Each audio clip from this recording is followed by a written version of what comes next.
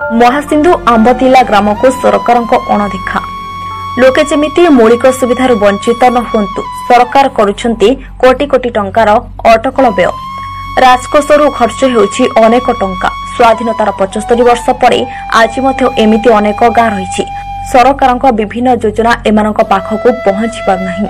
आमे एठी जो दृश्य आपण मानकु देखाउछु एभली दृश्य देखिबाकु मिलिछि देवगढ़ जिला रियामाल ब्लॉक नुआडीह पंचायत अंतर्गत महासिंधु ग्रामर बसंतपुर आंबतइला साहिर महासिंधु ग्राम ठारू प्राय 1 किलोमीटर पहाड़ तले बसवास करते किछि आदिवासी परिवार लोके एमानक पाखकु केबे कोनोसी दिन ग्रामर वार्ड मेंबर हेउ अबा सरपंच समिति सभ्य केबे बुली जानती नहीं। एठारे बसवास करुथिबा लोकंक पाखकु केवल 5 वर्षरे थरे नेता मंत्री मानक पाद पड़ी थाए। आ एमानकु समस्यार समाधान करिबा पई केवल प्रतिश्रुति देई भोट हाते थांती नेता नेत्री माने। एमानक प्रथम गोटी असुविधा रहिछि ताहेला एमाने खाइबा पीबा व्यवहार पई भल पानी मुंदाए नहीं। ग्राम रे रहिछि गोटे नलकूप किंतु ताहा आजको प्राय 2 वर्ष हेबो अचल अवस्था रे पड़ी रहिछि। एमाने खाइबा पीबा व्यवहार पई पोखरी और गाड़ियारू पानी आनी व्यवहार करिथांती।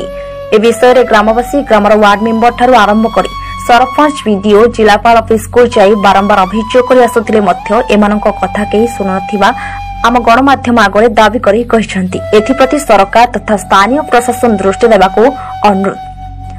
लक्ष्मी दहरी गाँ गाँ आंबतइला महासिंधु कौन रही आपन समस्या कौन आउ नलको तो दिखला नलको सजेला नहीं किसी नहीं आउ एड़ा कते दिन हेगिथिला पानी नहीं गा असुविधा कुरु पानी नौजु गुटे को अछि जे कुरे पानी नहीं एड़ा छेदे छेदे कते दा करबो ए विषय रे काहकु जणैथिले जणैथिलु सरपंच तो हां हां कजी केबे कर दोनी सब दिन आसे आपन परिचय आशा नहीं गाँ आंबतइला महासिंधु कौन रही आपन समस्या पानी नहीं तो पानी समस्या लागे काहकु जणैथिले सरपंच को जनइलु जय को जनइलु समस्त को जनइलु पछे तथापि आसबाकुनी नलकूप भांगिना रही वर्षाड़िया कांचागी 12 वर्ष रानी तो आपण कोडो वर्तमान पानी व्यवहार करजे कटारू पानी छाणी छाणी नेगिरी खाउजु नलकूप खराब लागे कहबारु सरपंच कोन कहले हां हां करू जी पका आसुनी आ गला जे हां हां कर दउ जी